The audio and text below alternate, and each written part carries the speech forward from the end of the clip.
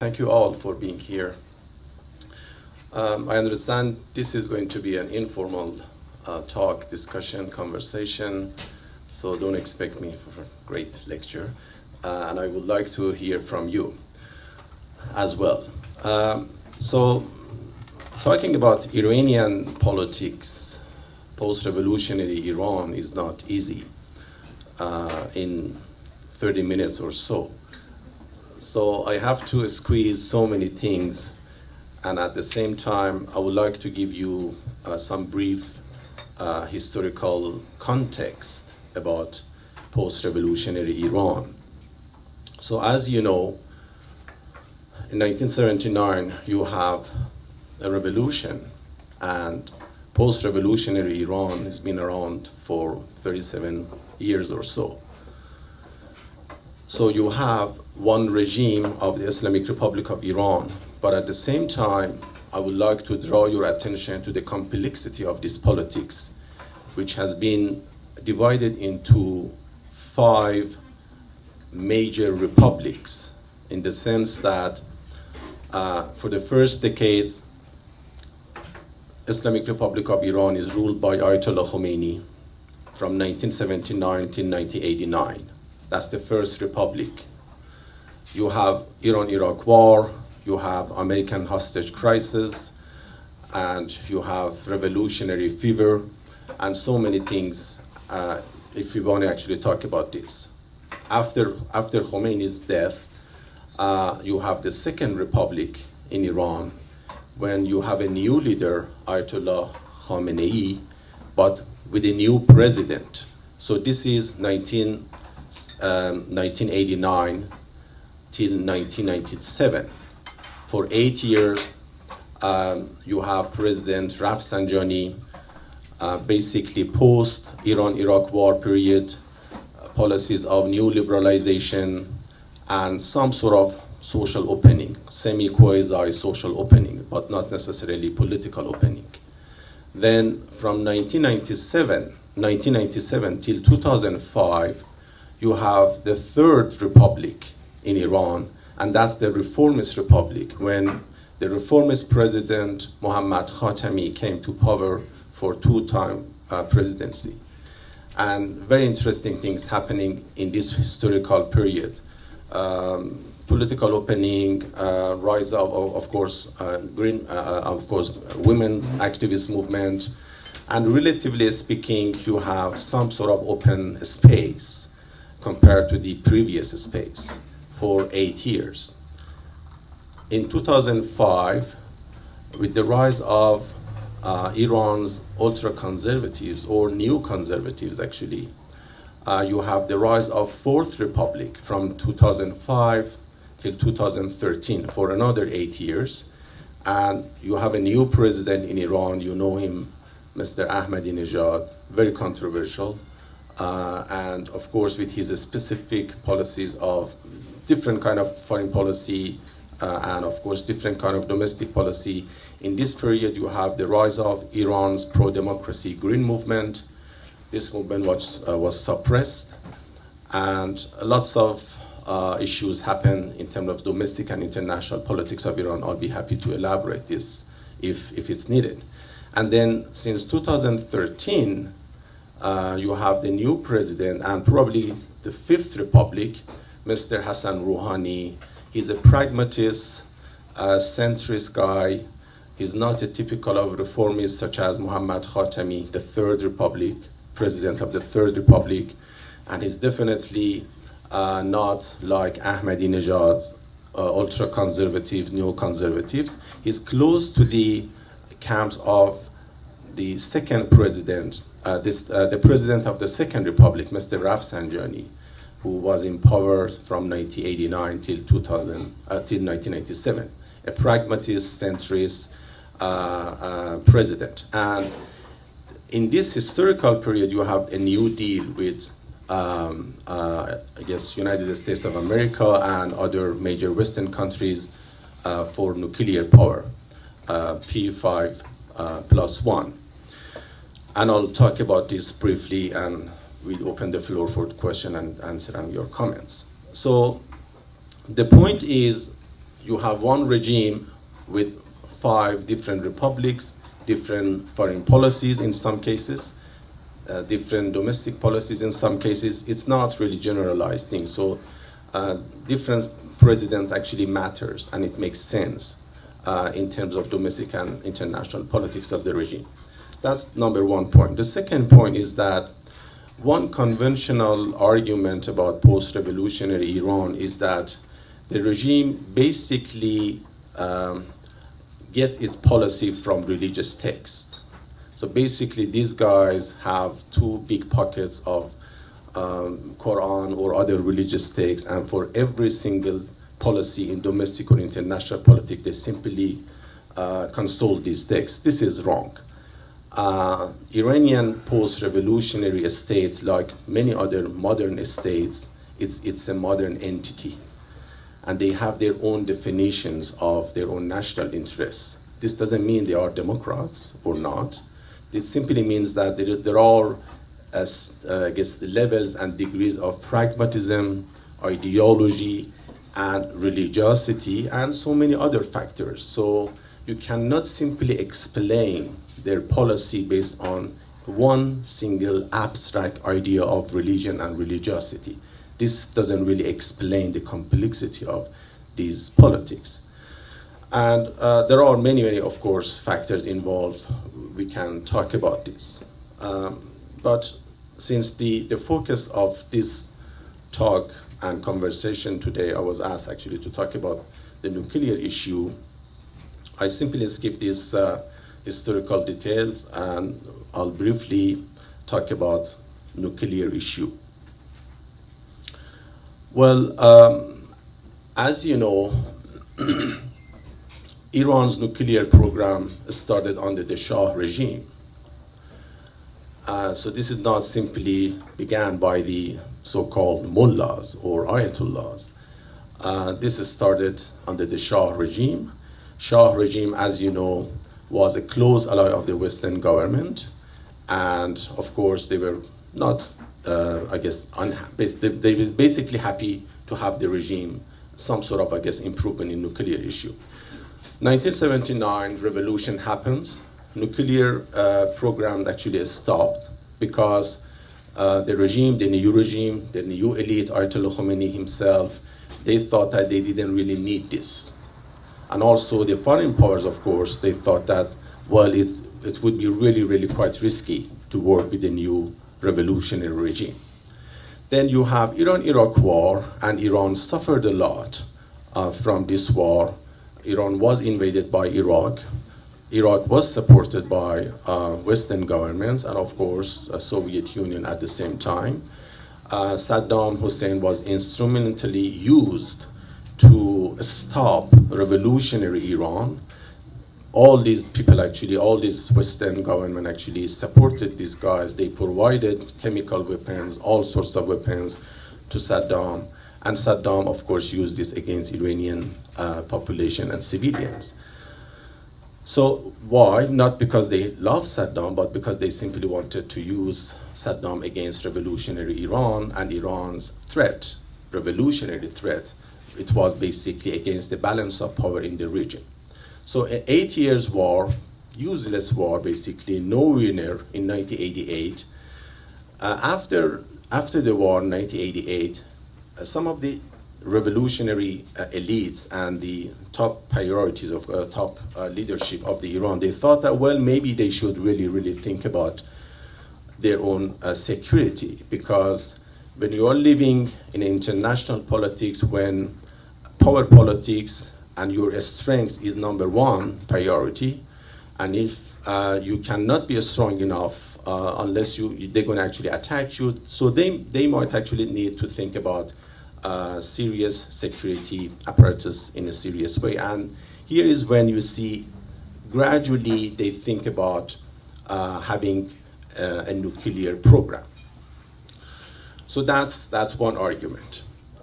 In the interest of time, let me talk about 3 major arguments about, or rationale or reasons about Iran's nuclear issue, and then I'll talk about what exactly happening these days.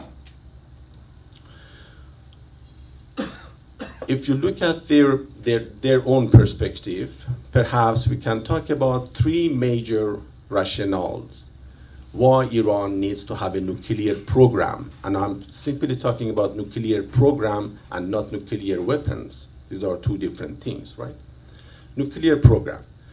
Number one reason and rationale is that Iran is a regional power, we like it or not, is a major country in terms of size, population, resources, and Iranian authority government think that they really, if Iran is a regional power, they really need to have the top and highest,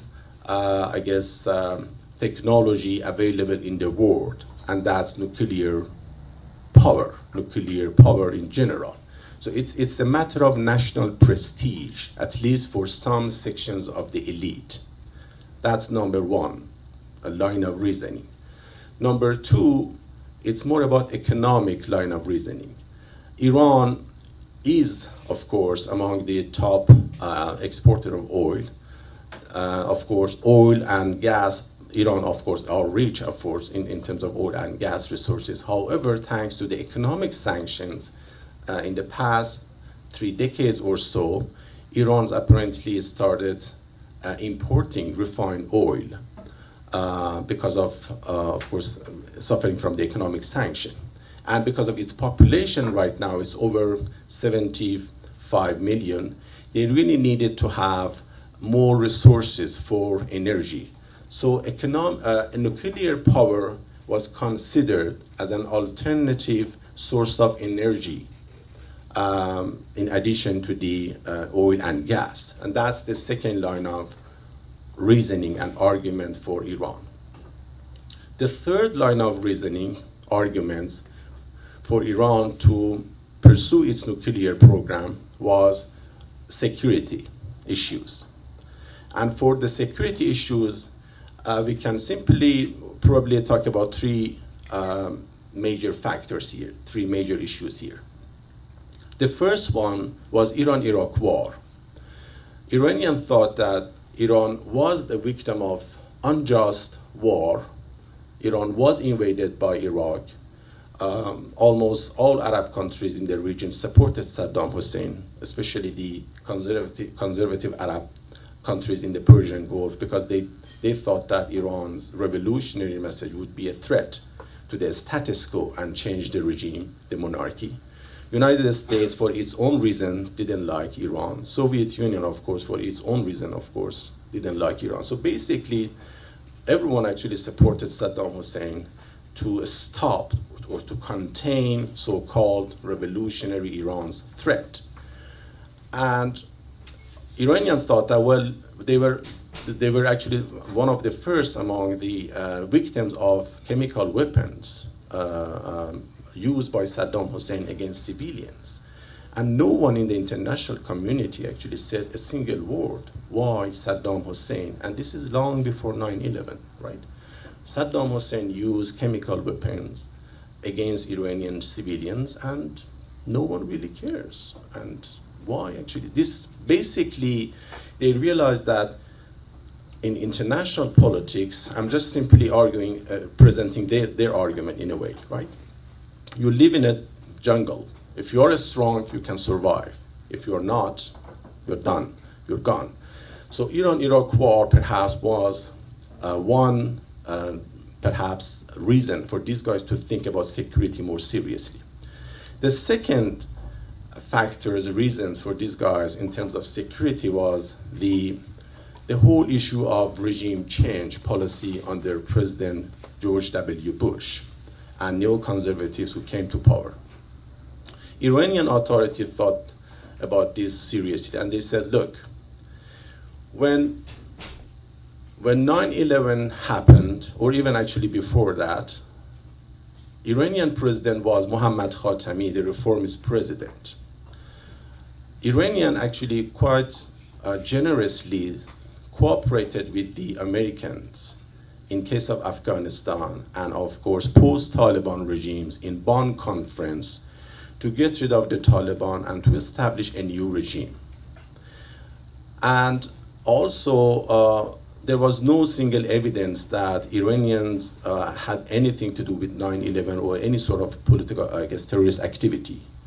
And what they received in response from George W. Bush and neoconservatives in the United States of America was that Iran was named as part of the so-called axis of evil next to South Korea, North Korea, and Iraq.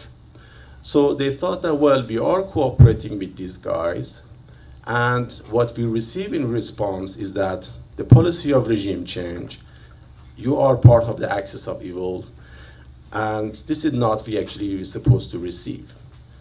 Similarly, they thought that from 2003 till 2005, they had serious negotiation and conversation talk with three major European countries called E3, France, UK, and Germany, about nuclear issue. And they voluntarily stopped enriching their uranium.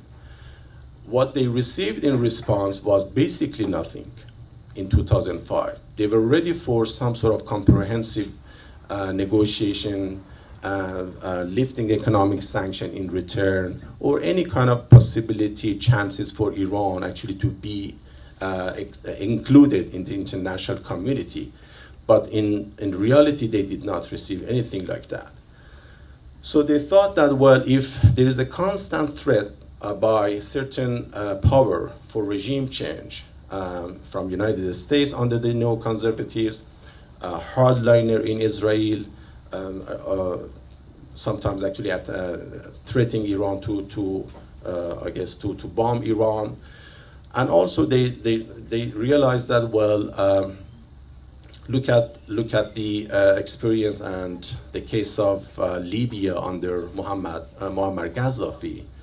Muammar Gaddafi voluntarily basically cooperated with the West on nuclear issue, gave up all its nuclear stuff, started cooperating with the West, and then at the end, look at what happened to this guy. There was another regime change, and Muammar Gaddafi was out. So in this sort of, I guess, scenario, they thought that, well, maybe they need to be strong in terms of security. And so Iran-Iraq war, regime change, constant threat by certain group, government, they basically played a major role in terms of their decision making. So they thought that they should be really, really strong. However, there was a big argument, and still there is a big argument that to what extent Iranian actually wanted to make a nuclear bomb. Because, as I mentioned, when we talk about nuclear power, we are talking about so many different things, and this doesn't necessarily mean nuclear bomb. If you look at the literature in nuclear issue, there is something called Japanese option. And Japanese option means you do not want to make nuclear bomb, but you want to have the capability of it in case if you want to make it. So Japan and more than 30 other countries, including Canada, have this kind of Japanese capability or option that they don't want to make nuclear bomb, but they want to have the capability of it in case if there is a threat. So for this nuclear, I guess, option, the rationale is deterrence. The rationale is to stop threat from others and not necessarily making bomb or using bomb. So this sounds to me actually more reasonable explanation for their own policy. And I don't want to actually even talk about their own argument, because we know that the current leader, Ayatollah Khamenei, said making nuclear bomb is forbidden religiously, is haram. We don't really need that. There are certain religious line of argument, but you can say, well, you can probably have some question mark on this. But when we want to talk about this from a more neutral perspective, you would say that why would Iran actually need to make nuclear bomb? What actually they gain if the goal is to have more and more security. And I'll explain a couple of quick points here. Look, Iran lives in a very dangerous neighborhood. Almost all Iran's neighbors are nuclear power. Russia, Pakistan, Iran, India, China, Israel, and United States is Iran's neighbor. Just look at all the Iran's neighbor, and United States actually has so many bases, military bases there. So they think that, well, we are living in a very, very dangerous neighborhood. However, does this mean that they want to make bomb? Probably not. Because how many bomb you would need to defeat all these major powers, right? It's quite impossible. Even if your major enemy is Israel with some 200 or more nuclear warhead, you know that Israel's nuclear policy is ambiguity. They don't basically say that yes or no. That's their official policy. And everyone knows, of course, that they have nuclear capability. So even according to the conventional argument, some of the conventional argument, Iran wants to make a nuclear bomb to use against Israel. That doesn't really make sense, because how many actually nuclear bomb you need to defeat Israel with more than 200 nuclear bomb? And also we know that there is one, I guess, saying in the literature that nuclear bombs have their,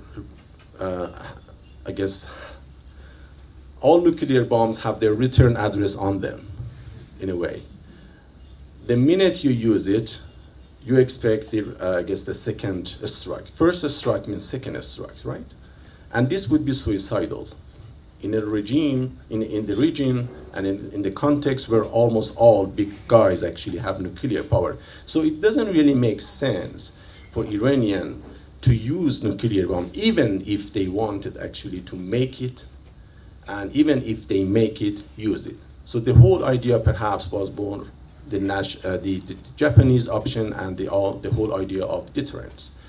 Also, unless you say that, well, these guys actually have, I don't know, some serious secret super technological advancement, which is quite, of course, impossible. So in a way, I personally don't see any reason or any logic for Iranian actually to make a bomb or to use it, because it doesn't really serve their own national security. If that's the case, why we are actually hearing so many debates about this? Iran is going to use nuclear bomb, Iran is going to use it against Israel in a very tiny land such as Israel, even if they actually were crazy to use it to kill so-called Zionists or Jews.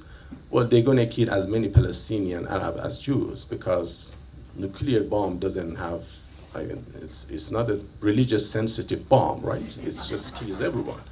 It's indiscriminate. So if that's the case, why we are actually hearing so many noises from some, politicians? Perhaps the simple answer would be balance of power, as simple as this. If Iran actually gets some sort of nuclear power for nuclear power, not nuclear arms, not nuclear weapons, well, it makes Iran stronger in terms of negotiation, in balance of power. If in the whole region, Pakistan and Israel are basically two major nuclear power in this region, well, Iran with the nuclear power actually have more power for political negotiation, economic power, and this sort of activity. So that's basically the whole reason for balance of power. So with that all, everything here,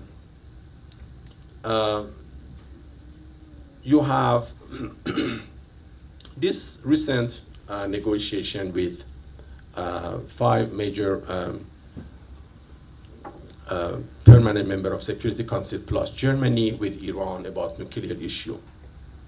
And this was not the first time of negotiation. As I mentioned, at least in 2003 and 2003, they had a series of negotiation and they stopped uranium enrichment. But this time, of course, looks like it was quite successful, at least until now. I'm sure you know all the details about nuclear issue, what exactly happened, but in short, Iran basically agreed to stop basically enriching uranium more than